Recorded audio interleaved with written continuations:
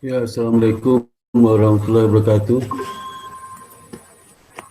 Pada hari ini, Rabu, tanggal 16 Desember tahun 2020, jam 13, pada hari ini kita akan melakukan kuliah yang ke-12 ya, dengan topik penasihat natural resources and intangible asset.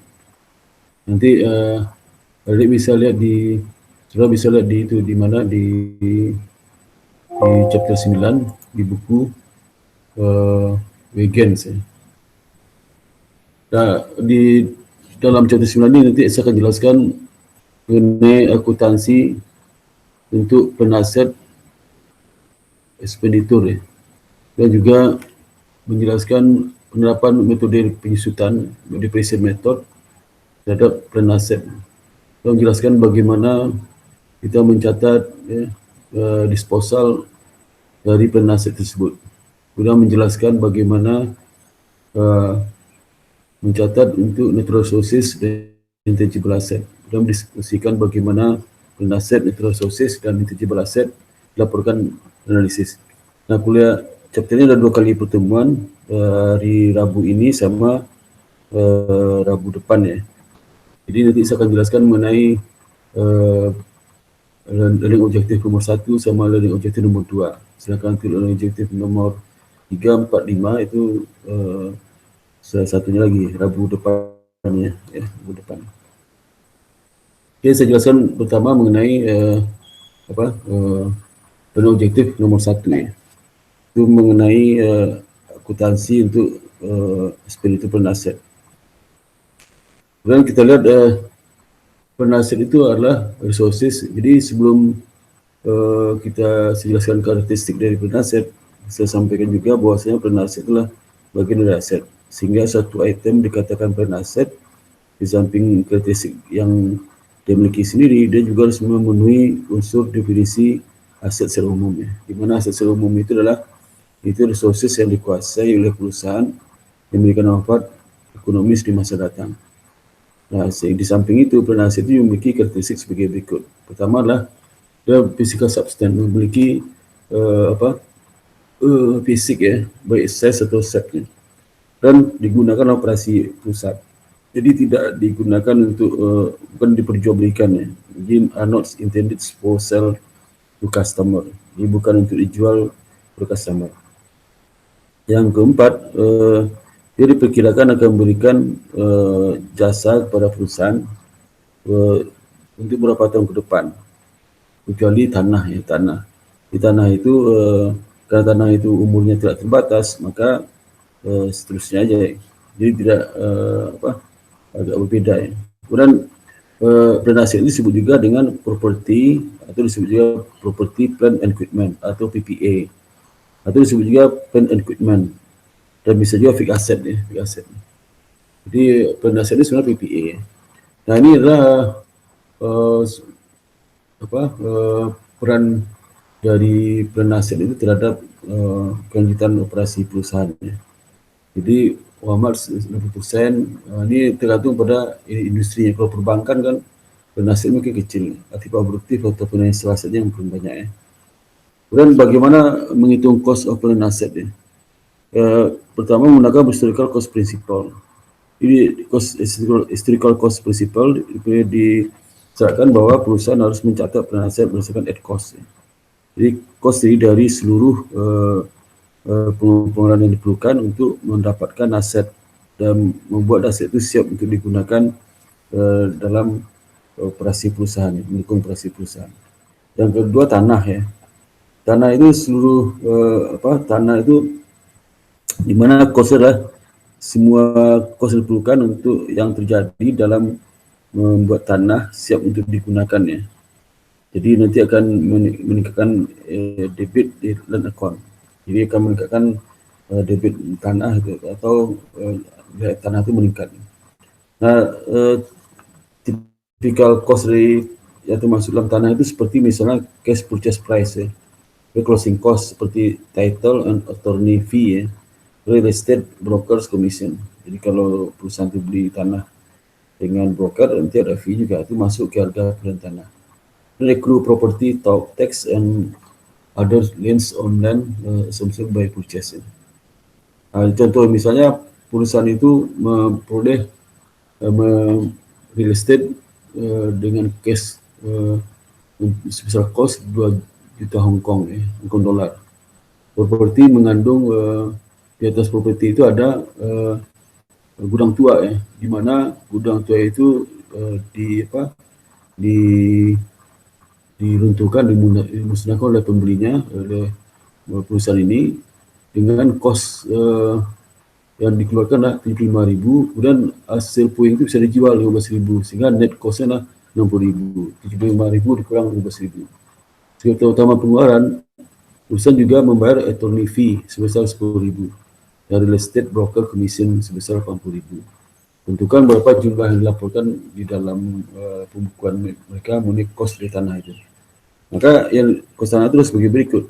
Itu jadi cash price property itu sebesar 2 juta tambah net removal, dia mau memindahkan gudang itu atau dirubuhkan 60.000, kemudian attorney fee 10.000, kemudian real estate broker 80.000. Total harga tanahnya jadi 2.150.000 Saya jurnal dibuatlah debit line pada credit cash Dan land improvement. Jadi akun ini berbeda sama land yang sebelumnya itu. Land improvement inilah itu struktur addition di mana menambah struktur dalam dengan keterbatasan umur yang dibuat tanah Jadi dia memiliki umur terbatas atas improvement seperti kos termasuk seluruh ekspenditur yang diperlukan untuk membuat peningkatan tanah, improvement tanah. Saya siap digunakan untuk membantu operasional perusahaan. Contoh seperti dia membuat jalan DP parking lot itu termasuk land improvement. Jadi dia bukan harga pelayan tanah tapi akun tersendiri Kenapa? Karena nggak bisa digabung tanah umumnya tidak terbatas. Ini kan terbatas. Railway itu jalan yang ada di dalam lokasi itu kan terbatas. Parking lot, area parkir juga terbatas. Fence, landscaping, underground sprinklers juga terbatas. Jadi ada keterbatasan manfaat ekonomi sehingga dipisahkan dari akun tanah. Kemudian nanti dia disusunkan disusunkan itu dia akan bukan depresi expand kos di tanah dari harga land improvement itu selama umur manfaat ekonomis Dan building termasuk seluruh kos yang terkait dengan langsung terhadap pembelian dari konstruksi jadi pembelian kos itu pembelian harga beli closing cost attorney fee seperti misal attorney fee, title insurance, real estate broker dan commission. Dan remodeling dan replacing or repairing the roof, walls, electric wiring dan plumbing ini kalau ada merubah bentuk, kemudian juga mengganti, mereplasi lantai, atap dan sebagainya.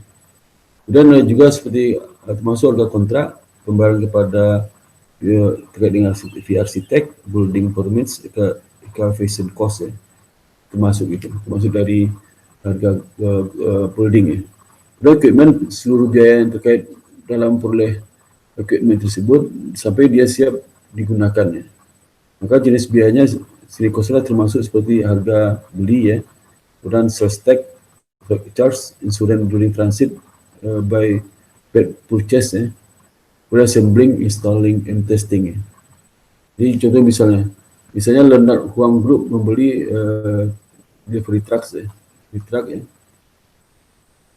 harganya 420.000 terkait dengan pengeluaran tersebut dari sales tax 13.000, kemudian painting, lettering 5.000, kemudian motor vehicle design 800 dan 3 years accident insurance polisi asuransi 15.000.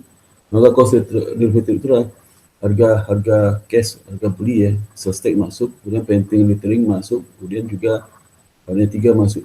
Sedangkan yang seperti misalnya physical license, 3 years accident polis itu tidak masuk Sehingga jurnal nanti equipment 438 ini 438 200, kemudian license expand, lisensi itu langsung di expand, kemudian juga prepaid insurance, kalau muka asuransi dapat cash 455. Dua ini nggak masuk dua terkait dengan motor basic license sama insurance policy. Nah, kemudian expenditure selama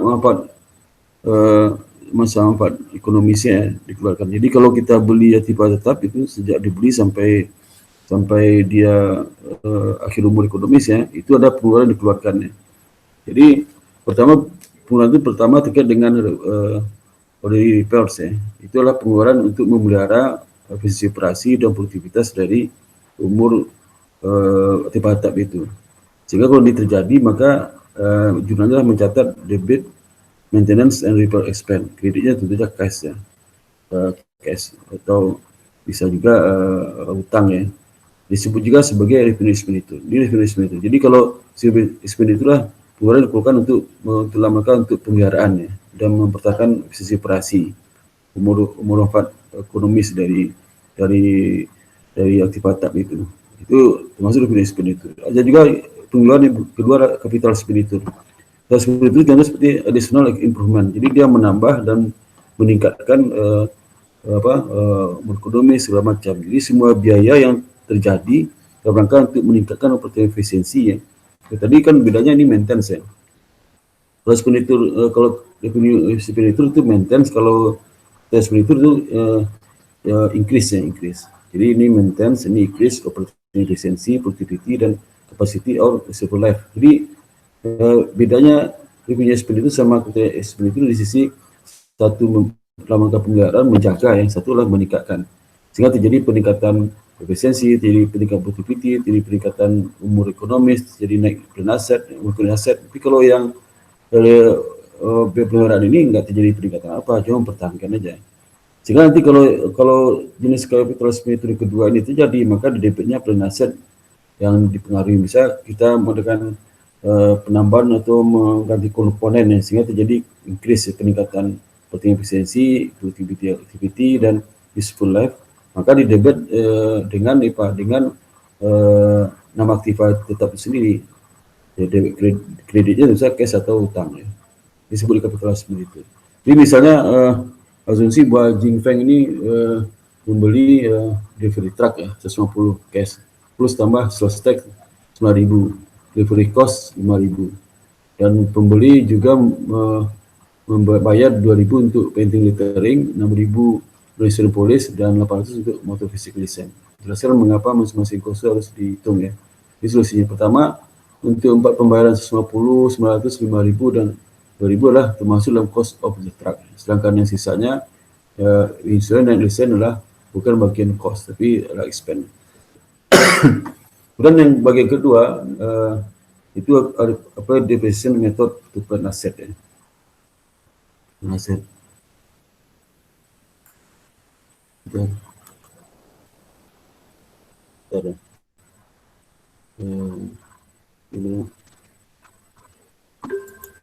Ini kelihatan misalnya apa? Sorry. Kelihatan ini ya? Kelihatan Pak. Kelihatan Pak. Ya. Yang kedua adalah apply penerapan metode penyusutan ya bagi plan aset itu.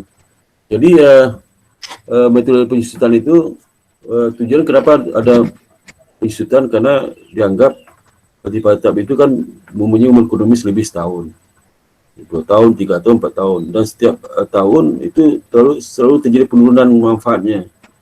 Makin tua makin turun kapasitasnya, umurnya dan sebagainya. Sehingga perlu ada alokasi dari kos agapulen tadi itu ke masing-masing umur ekonomis. Cuma alokasi itu disebut dengan penyusutan. Jadi depresiasi itu sebenarnya adalah proses alokasi dari kos agapulen tadi ya, alokasi agapulen ke menjadi expense ya. Sehingga cost of plan asset itu alokasi cost of plan asset jadi expense selama umur manfaat ekonomis dari mesin itu, dengan menggunakan metode yang rasional dan sistematis ya, atau cara yang rasional dan sistematis. Dan proses, jadi kalau kita lihat di situ, depresiasi itu di situ pandang akuntansi adalah itu merupakan proses cost allocation, bukan not asset valuation. Itu ingat tuh. Kalau dalam ilmu ekonomi depresiasi itu penurunan nilai, tapi di sini bukan penurunan nilai artinya alokasi cost ya, jadi expense. Ini ada kaitan dengan asset valuation.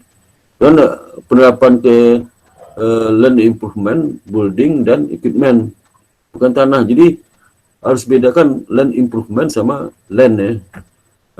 Kalau land improvement seperti misalnya dia bikin taman ya, bikin taman itu besar biayanya. Tapi taman itu kan punya masalah.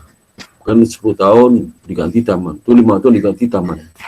Nah seperti misal land improvement itu seperti membangun drainase. Drainase itu masuk ke land improvement. Juga pagar juga sama. Itu ada masanya. Nah, jadi kalau land improvement itu disusutkan, tapi kalau tanah enggak ya.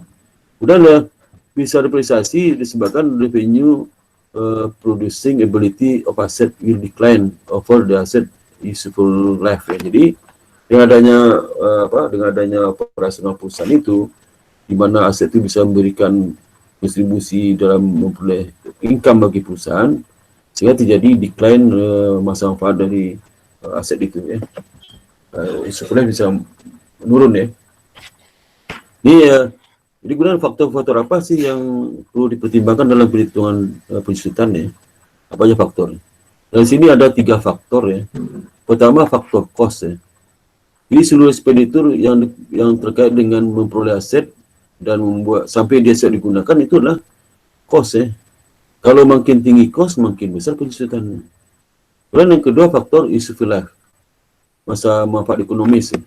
Jadi estimasi useful itu apa? Estimasi dari expected life based on need for repair, service life, and vulnerability to obsolescence.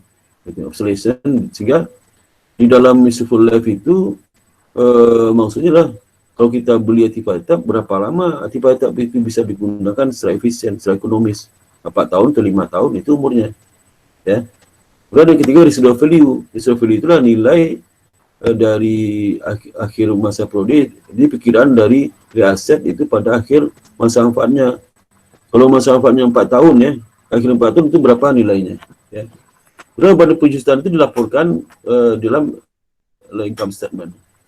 Jadi akumulasi penjutaan dilaporkan di on balance sheet ya, sebagai pengurang dari aktivitas tetap itu. Ini namanya akumulasi penjutaan. Jadi misalnya cost dilaporkan cost dari land, dari equipment ya, misalnya 100 juta. Akumulasi 10 juta. Maka 100 juta dikurang 10 juta, dapatnya 90 juta net cost-nya atau nilai bukunya. Nah, metode penjutaan yang digunakan seperti apa metodenya? Jadi manajemen akan menyeleksi metode-metode yang dipercaya memberikan pengukuran yang terbaik dalam melihat sejauh mana aset itu punya kontribusi terhadap revenue selama manfaat ekonomisnya. Jadi contohnya lah ada 3 metode ya.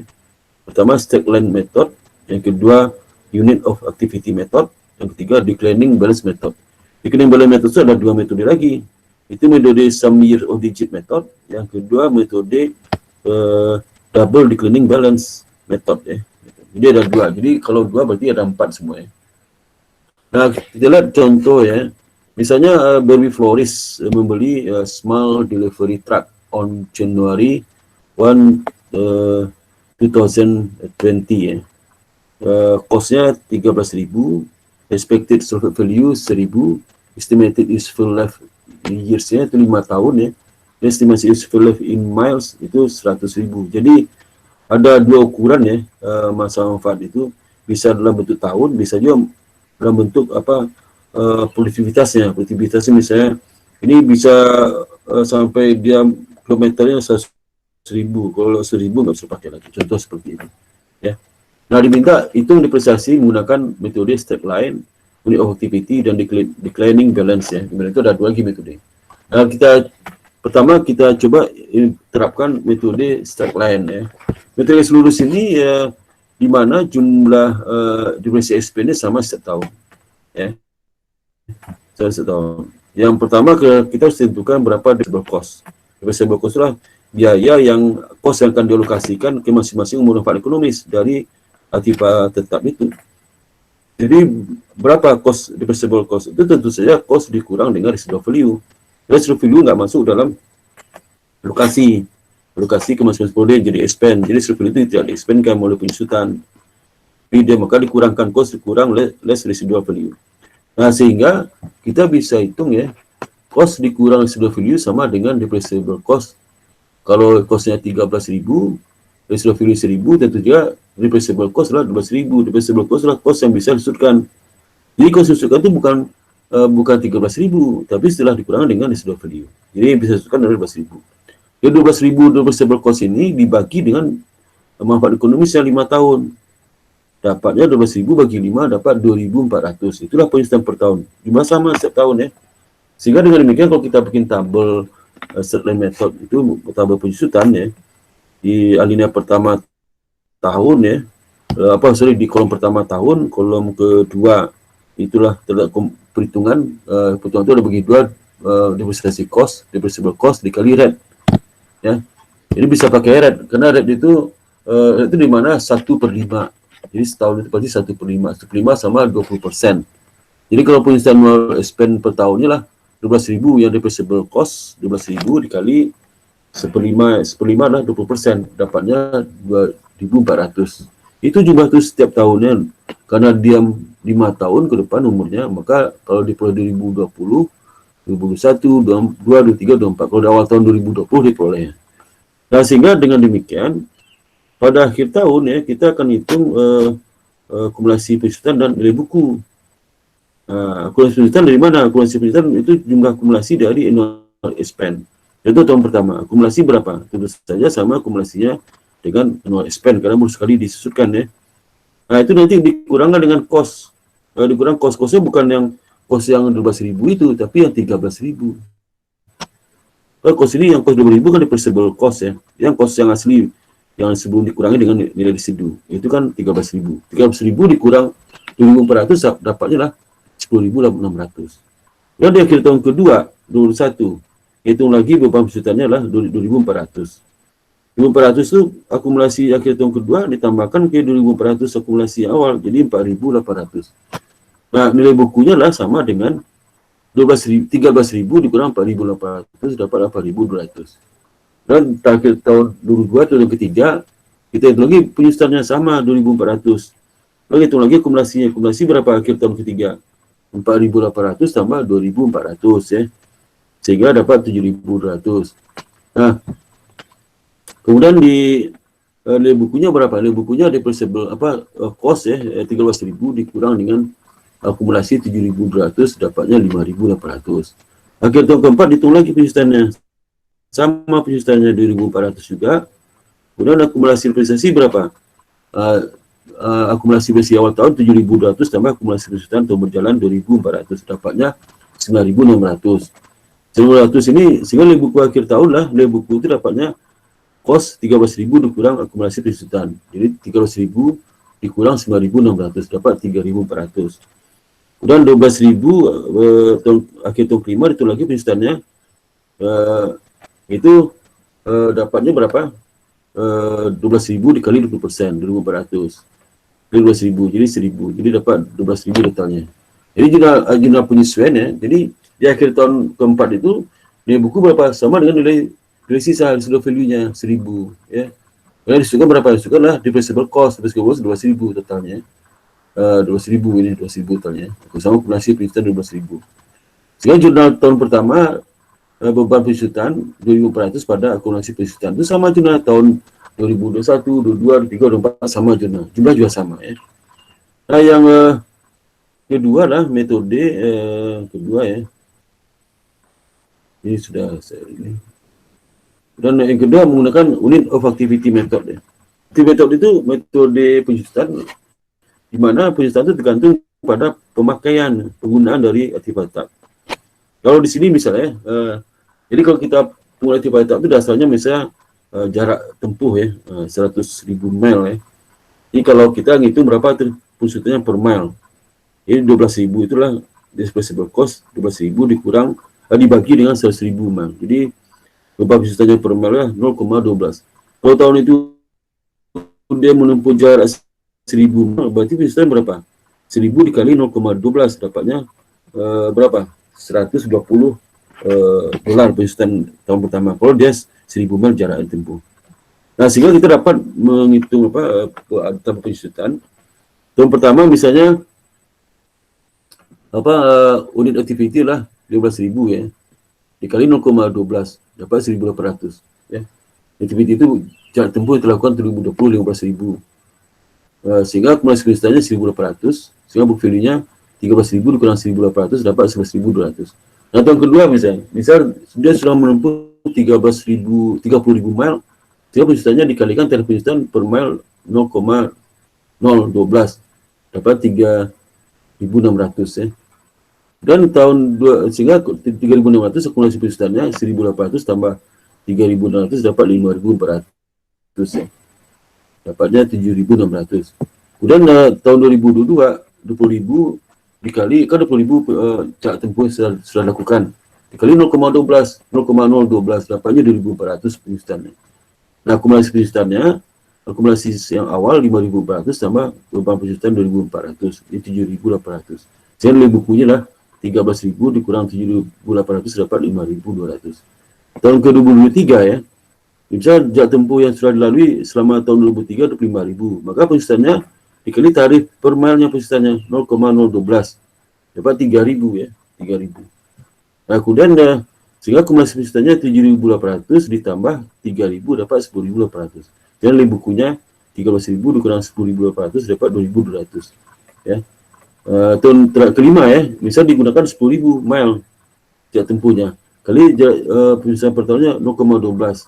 Jadi 1.200 kali 1.200 ya, dapat 1.200, maka akumulasi penyusutannya secara awal 10.800 tambah 1.200 dapat 12.000 akumulasi penyusutan. Dan di bukunya 13.000 kurang 12.000 dapat 1.000. 1.000 itulah nilai sisanya.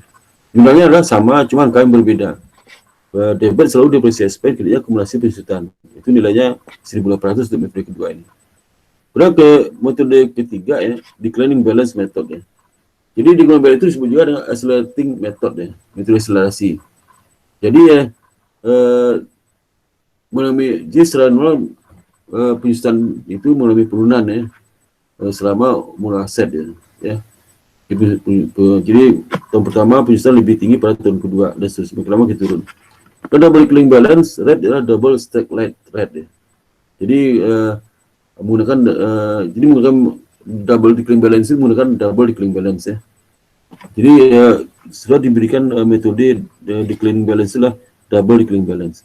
Jadi tarifnya itu 2 kali dari tarif penyusutan garis lurus. Penyusutan kan 20%. Nah, kalau double declining balance itu penyusutannya adalah 40% per tahun. Kali dengan dari buku awal. Jadi double declining balance ini tidak perlu menghitung reversible base. Berapa jumlah disudutkan yang bisa disudutkan. Jadi nilai situ nggak pengaruh, karena apa? Pengaruh itulah nilai buku awal dari aktif tetap itu, bukan reversible base-nya. Ya, misalnya nilai buku awalnya kan di tahun 2020 itu 13.000 ya, karena gampangnya 13.000 dikali 40% dapatnya 5.200 penyusutan tahun pertama. Saya akumulasi penyusutannya 5.200 ya. Sekarang nilai bukunya begini video tambah 200 ya. Sebentar.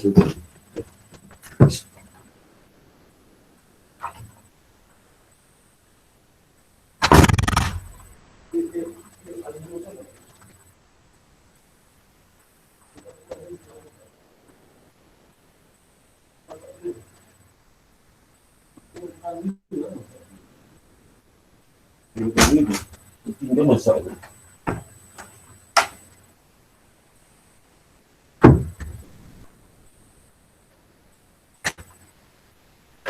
Nah, ini double penyusutan menggunakan double declining balance itu, ini sebenarnya double declining balance namanya, bukan declining balance ya. Kata double depannya. Sehingga di untuk keempat ini misalnya beginning saldo awalnya kan nilai buku awalnya kan 2.800 ini nih, nilai buku awal. Maka 2023 itu penyusutan 40% dari buku awal dapat 1.123. Jadi akumulasinya 10.192 tambah 1.123 dapat 11.305. Sehingga nilai buku akhir 1.685. Nah, ini hati-hati sudah ya. Nah, harusnya kan di akhir 2024 itu nilai bukunya harus 1.000, disisakan. Sehingga penyusutan di tahun kelima terakhir itu kita tidak bisa mengandalkan perhitungan 40% dari 1.685. Karena 1.685 kali 40% bukan 685 dapatnya. Lebih besar pada itu, 40% dari 10%-nya 16 kali 4, 32, 62, kurang lah. Jadi kalau kita 40% jumlahnya nggak sebesar 685. Nah, kita cara dapat 685 di mana? Kita kurangkannya 1645 dari buku awal kurang 1000. Kalau buku akhirnya 1000 sehingga selisih 685. Maka penyusutan 2024 itu 685 ya, 685. Kemudian asumsi juga ini ada lagi perhitungan lagi nih, seperti misalnya ini semua angka tahun nih, aduh, metode nggak disebutkan di sini ya. Ini tiba gini aja nih ya. Misalnya contoh, ini truk itu dibeli 1 April 2020 ya. Terus 1 April 2020 ya, kalau dia menggunakan metode double clearing balance ya, maka nanti penyusutan tahun pertama ya, itu kan penyusutan setahunnya kan 5.200 ya, tahun pertama. Jadi 13.000 kali 40%. Data masih yang tadi itu, cuman digeser kemudian bukan 1 Januari 2020 tapi 1 April 2020. Maka penyusutan di tahun 2020 itu bukan 5.200, tapi masa dipakai selama tahun 2020 itu kalau dibeli 1 April, maka 9 bulan cuman ya. April, Mei, Juni sampai Desember 9 bulan. Sedangkan 5.200 itu penyusutan setahun. Sehingga untuk penyusutan setahun itu adalah 19 kali 5.200. Dapat 3.900 ya. Nah di tahun 2021 ya, dikali lagi. Jadi 40% di buku awal. Di buku awal berapa? Di buku awalnya adalah di buku awal dari mana? Dari 13.000 dikurang 7.000, 13.000 dikurang 3.900, dapat 9.100 di buku awal. Dikali 40%, dapat 3.640. Nggak dikali 12 karena tahun 2021 kan udah penuh itu, udah dipakai 12 bulan. Jadi beban depresiasi jadi 3.640. Lalu masih depresiasi 3.900 tambah 3.640 ini ya, 3.640 ini dapat 7.540. Nah tahun 2022 itu dari buku awalnya 5.460, dari mana 9.100 dikurang 7.540, dapat 5.460. Pilih 40%, dapat 2180. Maka penyusutan tahun 2020 2180, 2184. Sehingga akumulasi penyusutannya 7540 tambah 2184 ya, dapat 9724. Tahun 2003 bukunya 3.276 ya. Dikali 40% dapatnya 1.310 ya. Dikali 12/12 dapat 1.310. Penyusutan tahun 2003 nanti akumulasi 9724 tambah 1310 dapat 11.034 ya.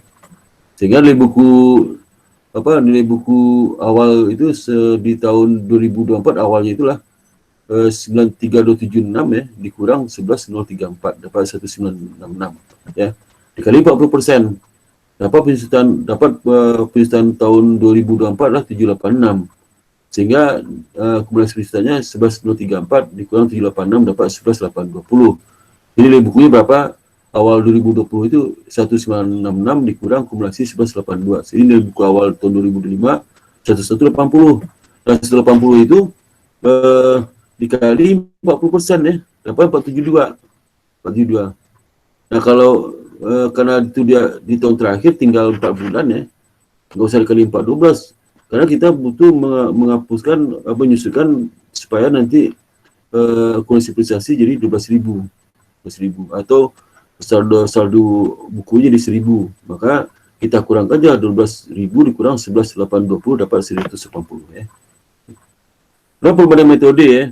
Kita dapat 3 metode dengan contoh yang sama tapi metode berbeda, metode stack line, metode declining balance atau double declining balance, unit of activity. Kalau stack line method itu jumlah penyusutan pertama sama, total 12.000. Declining balance jumlah penyusutannya adalah beda-beda, mungkin lama makin kecil ya, tapi totalnya tetap sama 12.000 yang disebutkan itu. Unit of activity berdasarkan jumlah yang ditempuh oleh truk itu ada 1.800, 3.600, 2.400 bebannya, tapi tetapnya selama 5 tahun itu penyusutan 12.000. Jadi nol depresiasi expense beroperasi, tetapi total depresiasi expense adalah sama 12.000 untuk 5 tahun itu. Tapi kalau di setahun, misalnya tahun 2020 Beda ada kan, beda state land 2.400, declare balance besar sekali 5.200, productivity 1.800. Jadi kalau dihubungkan dengan dampak terhadap income, dan income menggunakan state land method itu lebih kecil income-nya dibandingkan metode declaring balance ya, karena lebih besar income-nya. Karena kalau sedikit penyusutan, kan income-nya naik. Jadi state land itu paling besar income-nya, paling besar itu activity 1.800. Jadi income activity itu lebih tinggi daripada income state land. State land lebih tinggi income pada declaring balance ya, itu dan seterusnya. Nah, ini perbandingan metode ya, ke metode itu kita lihat dari hasil data ini ya. Kalau kita bikin grafiknya terkait dengan beban penyusutan. Jadi kalau saldo menurun itu kayak gini, langsung turun ke bawah ini. Ini double declining balance ya. Tapi metode garis lurus itu warna merah. Kalau metode unit polusi itu zigzag ya, tergantung penggunaannya. Kalau penggunaannya tahun itu sedikit juga penyusutan. Kalau penggunaan tinggi juga dengan penggunaannya. Nah, kemudian komponen depresiasi. Everest menyarankan komponen depresiasi untuk penaset ya.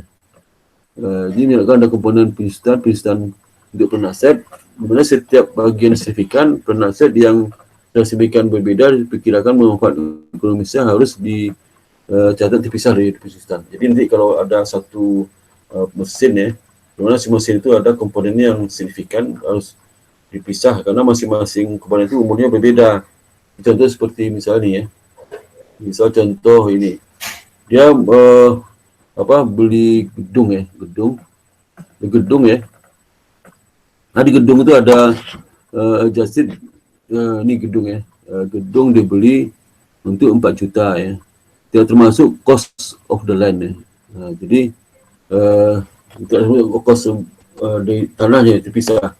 Kemudian jika 4 juta itu telah dilokasikan 40 tahun masa ekonomisnya.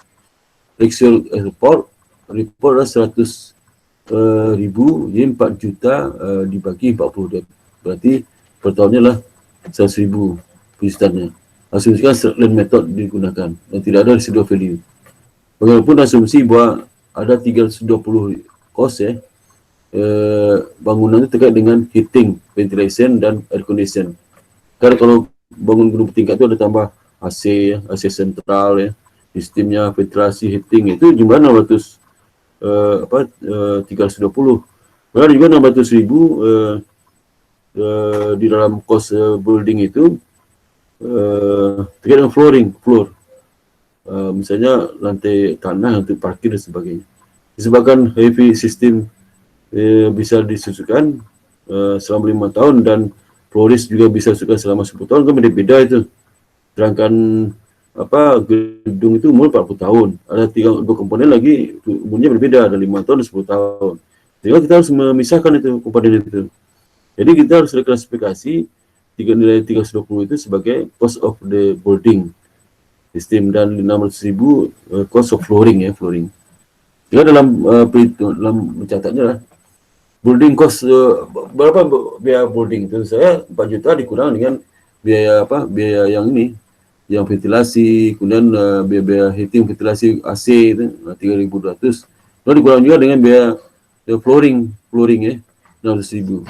Sehingga building cost itu hanya 3.080, bukan 4 juta. Karena ada pemisahan 2 komponen itu flooring dan AC dan sebagainya. Dan masing-masing umurnya beda-beda. Sehingga dipisah, sehingga dapatlah angka building cost itu 40 tahun itu 3.080 dibagi 40. Jadi penyusutannya 77.000. Dalam personal health system depresiasinya itu bagi 5, 320 bagi 5, dapat 64.000. Dalam flooring depresiasi bagi 10 tahun, dapat 60.000. Jadi penyusutan yang pertama itulah 77.000 tambah 64.000 tambah 60.000. Jadi 201.000 ya. Kemudian ada kaitan penyusutan dan income tax ya. Jadi tax law tidak menyarankan pembayar pajak itu untuk menggunakan depresiasi yang sama ya, metode. Karena dia tahu return harus digunakan preparing dalam penyusunan laporan keuangan. Banyak perusahaan menggunakan staggered method laporan keuangannya. Itu yang memaksimalkan net income supaya net income lebih stabil, smooth ya. Kemudian mereka juga menggunakan akselerasi depresiasi method. Model tax return to minimasi income tax ya.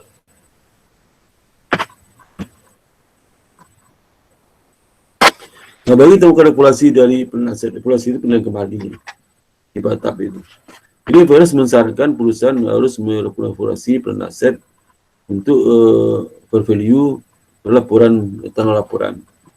Jadi harusnya diterapkan kepada seluruh aset dan kelompok of aset. Jadi aset yang aset yang telah di experience rapid price itu harus berubah, haruskan berubah untuk merupakan regulasi nol basis. Jadi aset yang mengalami regulasi itu ada perubahannya. Contoh misalnya, Pernice Ltd menerapkan regulasi untuk equipment yang dibeli tanggal 1 Januari 2020 seharga $1 juta. Nah, equipment ini manfaatnya 5 tahun dan tidak ada residu ke Desember 2020 ya. Ada residu lah. Saat akhir tahun 2020 perusahaan ini membuat jurnal untuk mencatat beban investasi, asumsikan garis lurus ya, diversifikasi pada kalkulasi investasi ya, karena kalau umurnya berapa tadi? 5 tahun berarti 1 juta dibagi 5 dapat 200.000 ya. Dan pada akhir tahun 2020 perusahaan appraisal independen menentukan bahwa aset itu nilai pasarnya 850.000 ya, 70.000. Padahal kalau tidak di buku sih berapa? 1 juta dikurang akumulasi jutaan kan 800.000. Tapi di pasar 850.000. Sehingga perusahaan ini meliminasi akumulasi depresiasi. Jadi yang supaya nilai bukunya jadi 850, akumulasi depresiasi dikurang 60.000 ya. Ditambah 50.000. Sehingga nanti dikurangi. Jadi akumulasi depresiasi kurang akumulasi depresiasi spend equipment ya 20.000, kemudian juga equipment 150.000 ya. Kemudian juga nanti akumulasi surplus 50.000. Jadi akumulasi depresiasi 200.000 itu dihilangkan, ditutup sehingga akumulasi depresiasi 0. Kemudian bukunya masih masih 1 juta ya, 1 juta kan, 1 juta 200.000 itu dinolkan, equipment masih 1 juta. Kemudian nanti karena equipment 1 juta maka equipment dikurang 150, sehingga ada jurnal ini menyebabkan nilai buku mesin itu jadi 850 dari mana 1 juta dikurang 80 di mana dapatnya? Itu 1 juta dikurang dengan 150 ya. Jadi dikurang 50 dapat dikurang 50 proses seterusnya, sehingga equipment jadi berapa? Jadi 850. Kalau netnya berarti 850 dikurang akumulasi jutaan 0 kan, berarti 850. Dan akumulasi surplus 15.000 ya. Sehingga dia melaporkan depresiasi spend 200.000 dalam laporan income ya. Kemudian akhir tahun ada 50.000 diakui sebagai akumulasi income terhadap kenaikan nilai itu. Kenapa 50 diakui di basis aset? Jadi karena di basis kenapa? Karena harusnya kan 1 juta dikurang 85, dikurang 150, tapi 10 udah hilang ya. Jadi nggak ada di bukunya 0 ya. Asumsi tidak ada perubahan dalam total useful life investasi tahun ini, itu menyebabkan 850 dibagi 4. 850 itulah nilai aktif equipment dikeluar kurang 1 juta kurang 150, jadi 850. Sedangkan akumulasi investasinya dihapus ya. Kalau rugi ya, misalnya dia memiliki equipment carrying amount 800 ya. Kemudian di akhir tahun independen appraisal itu nilai pasar 750 kan rugi itu. Kemudian impairment loss dapatnya lah 400 dikurang 750 ya. 750 itu dari per value. Jadi 5.000 ruginya. Jurnal untuk mencatat impairment itulah akumulasi depresiasi spend dikurangkan depresiasi spendnya 200 ya. Kemudian juga impairment loss 25.000, kemudian equipment jadi 25.000 ya. 25.000 1 juta dikurang 25.000 jadi berapa? Jadi jadi berapa itu? Itu 775.000 ya. Nah, bagaimana kalau tadi revisi di produk ya, dari kesusahan itu? Misalnya produknya ada terkait dengan umur ya, umur. Contoh seperti ini. Misalnya Bart Flores memutuskan tanggal 1 Januari 2023 itu akan memperpanjang umur ekonomis dari truk dari satu tahun ya, sehingga terjadi kenaikan residual value juga 2.200 ya. Dan perusahaan juga menggunakan Strickland method untuk menyusutkan truk itu. Penyusutan selama 3 tahun adalah sebagai berikut yang sudah lakukan selama ini. Ada equipment kan 13.000, residual 1.000, jadi itu kan 12.000 karena dia menggunakan garis lurus sudah 5 tahun, berarti tulisan pertama 2.400. Kalau sudah 3 tahun ya akumulasi berapa? 3 tahun dikali 2.400 dapat 7.200 ya. 7.200 kita hitung berapa bukunya. Hitunglah equipment 13.000 dikurang akumulasi penyusutan 7.200. Jadi bukunya lah 5.800. Kemudian menghitung beban penyusutan tahun 2023 ya. Jadi net book value kan 5.800 ya. Ini 5.800. Nanti dianggap ini apa deposit base awal tahun. Residual value-nya kan 2.200, tadi residual value berapa? 7.200. Jadi naik 2.200 sehingga deposit base-nya 3.600. Terus itu sisa umur berapa? 3 tahun. Kan umurnya ada 6 tahun ya. 6 tahun, 3 tahun sudah berlalu ya. Sudah berlalu. Maka sisa umur 3 tahun sehingga ada divisi beban penyusutan tahunan, tadi beban penyusutan per tahunnya adalah berapa? 13 penyusutan per tahun berapa? 13.000 dibagi berapa? Dibagi 15 ya, 12.000. 12.000 dikali 1.000, 12.000 bagi 5 tahun, jadi 2.400. Sekarang penyusutan jadi per tahun jadi 1.200. Kenapa? Karena ada penurunan nilai. Jadi dalam mencatat 2023 lah, pertama beban investasi 1.200, masih penyusutan 1.200. Jadi tidak mengadisi penyusutan sebelumnya. Gitu. Oke, itu yang dapat saya sampaikan pada kuliah ini. Ada pertanyaan sampai sini?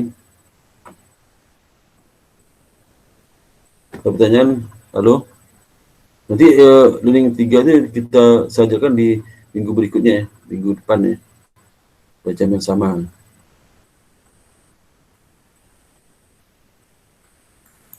Ya, ada pertanyaan sampai sini? Kalau pertanyaan nanti saya itu lagi apa? Gimana? Ya.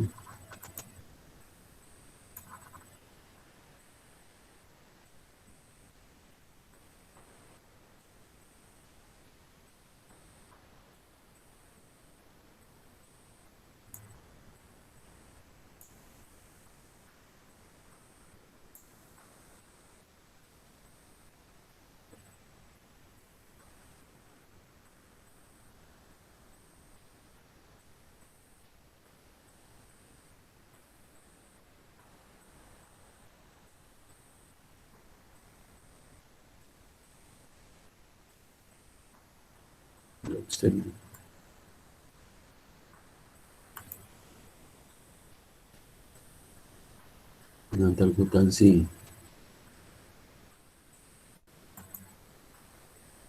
Itu sistemnya.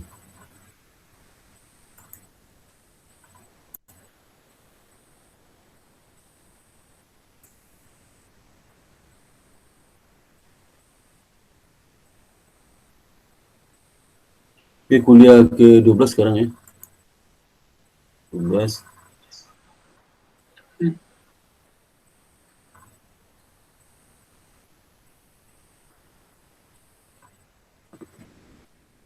Oke, silakan dibuka videonya ya.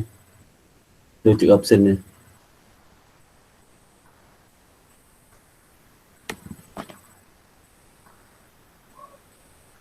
Oke ya.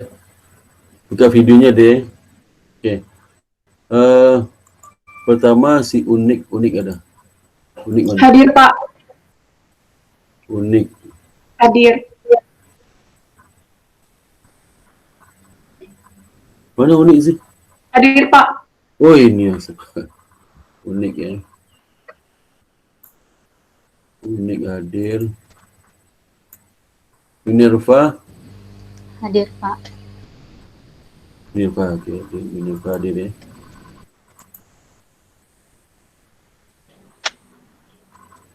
Dinar.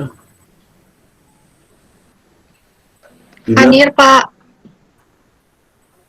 Dinar mana? Hadir, Pak. Kameranya lemot, Pak. Apa? Hadir, Pak. Kameranya video apa? Kameranya nggak bisa. Oh, kenapa itu ngadat ini kameranya? Oh, Tahu lagi error. sinyalnya kali itu ya. Sinyalnya. Iya. Sarifah. Sarifah mana? Hadir, Pak. Hadir. Oh, Saira ya, bukan Sarifah. Iya, Pak. Saira ya.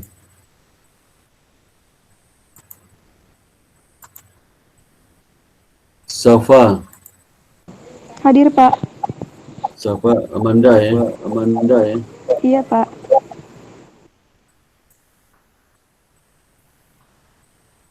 Muhammad Hafiz.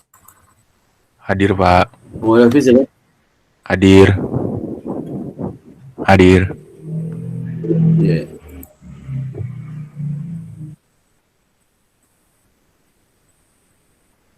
Janita. Hadir, Pak. Hadir. Oh, Janita. Iya. Janita. Intan Baiduri. Hadir, Intan Pak. mana? Hadir. Oh, Intan. Intan Zakita ya. Iya, Pak. Zakita. Dofan. Hadir, Pak. Mana Dofan? Hadir, Pak.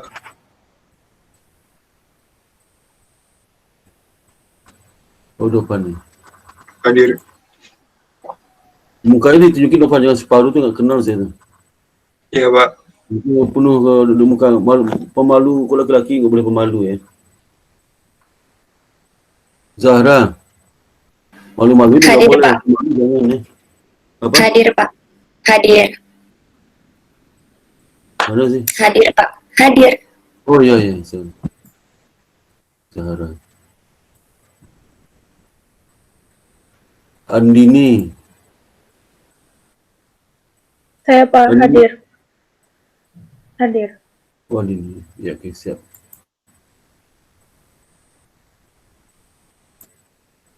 Satria. Saya Pak, saya Pak hadir. Saya nih Pak. Ah ya di tengah nih Pak. Mana kamu? Mana? Mana? Ini Pak di bawah. Oh, di bawah. Ya, itu di atas. Rambutmu kapan dipendekin tuh? Apa Pak? Rambutnya panjang sekali. Kenapa panjang rambutnya? Mau jadi preman, Pak. Iya Pak. Nanti kalau udah Oh, preman COVID. open dicukur Pak. Oh, itu. Jangan panjang rambutnya. Saya pikir perempuan tadi itu. Iya Pak. Saya pikir perempuan. Iya Pak ya. Iya, agak Tukang perempuan. cukur di rumah saya tutup Pak. Ah, ya. Tukang cukur. Kamu aja cukur sendiri bisa kok itu ya. Oke Pak. Ah, itu kena COVID tukang cukurnya. Ah, itu berdua rasa. Ya. Ya. Iya Pak. Nisa. Nisa mana? Saya, Pak.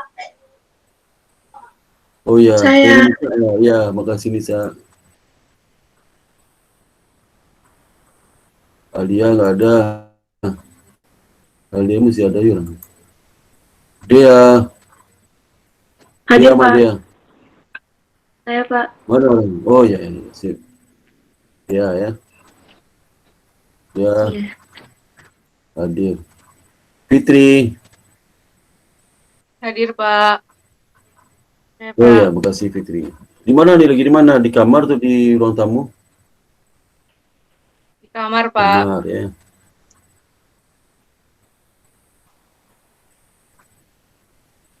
Ini dia hadir, Fitri hadir. Faiza. Hadir.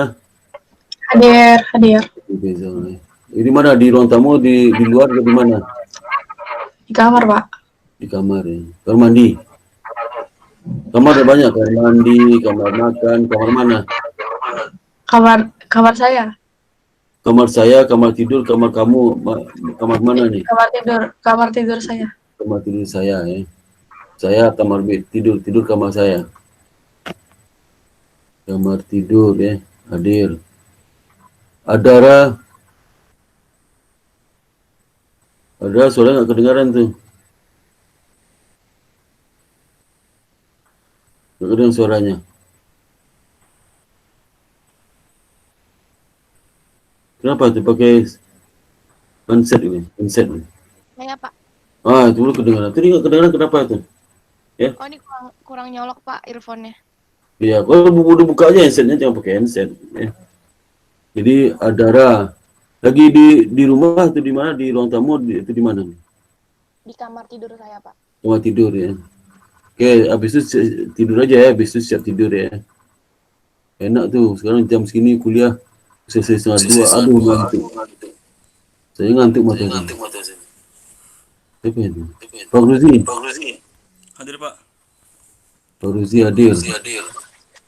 Kok suara saya seperti itu ya? Ada pasang 2 ya? Hadir ya. Dewi Pesona. Saya, Pak. Wah, terima kasih Dewi ya. Namanya Dewi Pesona ya? Bukan, Pak. Namanya apa? Dewi Ratnasari. Urasari ya. Ini di mana dia lagi di kamar tuh, di kamar mandi di mana? Ruang Kamar tamu. tidur, Pak. Oh tidur ya. Waduh enak banget ya. Habisnya langsung tidur tuh. Saya juga ngantuk mata sini. Marcel mana? Marcel ya. Marcel di Jakarta, di luar kota atau di mana? Di Jakarta. Jakarta. Ada di luar Jakarta nggak di sini? Ada nggak? Marcel ya. Marcel hadir. Kartika Chandra Kirana. Hadir, Pak. Oh, Kartika di mana sekarang? Lagi di mana? Di kamar, Pak. Di kamar tidur. Kamar tidur ya. Banyak di kamar ya. Oh, tadi kan sebelumnya banyak di kamar ruang tamu lah. Ini banyak di kamar tidur. Kemudian Balkis, Ratu Balkis mana? Hadir, Pak. Mana? Ini ya, Ratu. Oke, Ratu Balkis ya. Kenal Ratu Balkis nggak? Balkis, kenal Ratu Balkis? Nia mana Nia? Hadir, Pak. Hadir, lagi di mana? Lagi minum, lagi makan di mana? Di hutan tuh di mana tuh? Di pondok, Ke Bekasi. bukan di bawah pohon durian itu, enggak? Iya, lagi di Mandiri. Mamanya di Mandiri. Itu ada pohon durian di situ. Pohon duren. Di belakang kamu tuh pohon apa? Di belakang kamu tuh pohon apa itu? Nggak tahu, Pak. Pohon rindang. Oh, pohon rindang. Oh iya, pohon durian juga rindang ya. Oh, sama pohon rindang. Nggak tahu nama pohon ya. Oke, tahu nama pohon nggak tahu ya. Pohon rindang, di bawah pohon rindang ya. Waktu sekolah UI dulu ada, kini udah nggak lagi kantin-kantin di bawah pohon ya. Biasanya kantin di khususnya saya kan di ekonomi ya. Kantin di apa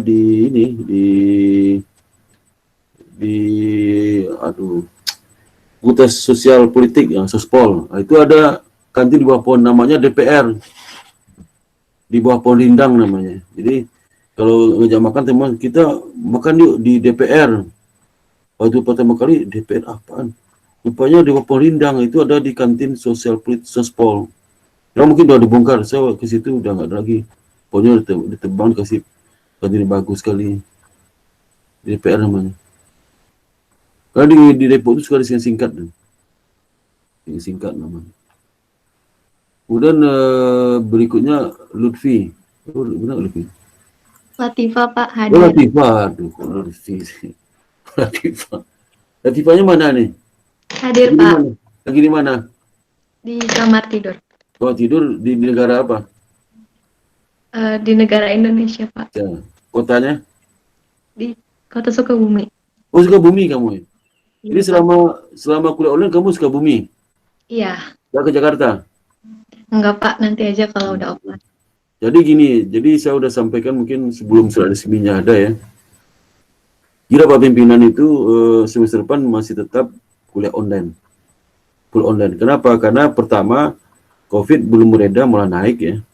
Yang kedua ada surat edaran dari Dikti ya, Dikti PTS itu boleh kuliahnya offline, tapi syaratnya ketat sekali, bahaya kesannya. Oh sini harus situ dan sebagainya. Padahal kondisi kita masih belum mereda jumlah yang COVID itu. Terus melapor ke satgas COVID setempat lah, inilah macam-macam. Sehingga kita putuskan karena di Jakarta COVID-nya belum mereda ya, maka untuk semester depan masih full online ya. Bisa full online, belum bisa kita lakukan kuliah secara offline. Tapi untuk semester ganjil tahun depan, semester kalau salah mungkin semester berapa? Semester 3 itu ya. Nah, itu bisa kita kuliahkan blended ya. Separuh online, separuh enggak offline ya. Jadi itu yang saya sampaikan, jadi tetap semester depan masih kita full online ya. Belum bisa juga nih. Nah, kemudian ini Latifah ya. Latifah hadir. Kemudian Donita. Hadir, Pak. Donita mana? Hadir ya. Donita lagi di mana kamu? Di rumah. Rumah di mana? Di sini. Di sini di mana? Di Gandaria, Pak. Tahu nggak? Oh, Gandaria dekat Kemang ya. Dia dekat lah. Asli Gandaria atau perantau tu? Asli sini. Oh, Betawi Gandaria. Iya. Oh iya. Waduh. Enak tu Gandaria tinggal namun Gandaria. Hadir ya. Ke bus dekat sekali kamu tu. Okay, ada hadir semua ya, nggak ada yang mangkir ya. Hadir semua. Jadi tingkat kehadiran selama online ini sangat tinggi ya, tingkat kehadiran. Karena mungkin sudah bisa kuliah di kamar ya, bisa kuliahnya di kamar tidur, kamar tengah, kamar ruang tamu, ruang keluarga, di mana aja bisa. Bisa juga kuliahnya di gunung ya, di mana-mana bisa. Oke ya. Hanya demikian saya sampaikan kuliah ini ya. Kuliah ini mudah-mudahan mudah-mudahan bermanfaat kuliah ini. Dengan ini mengucapkan alhamdulillah. Assalamualaikum warahmatullahi wabarakatuh. Waalaikumsalam warahmatullahi wabarakatuh. Terima kasih Pak. Selamat tidur Pak. Ya, sama-sama.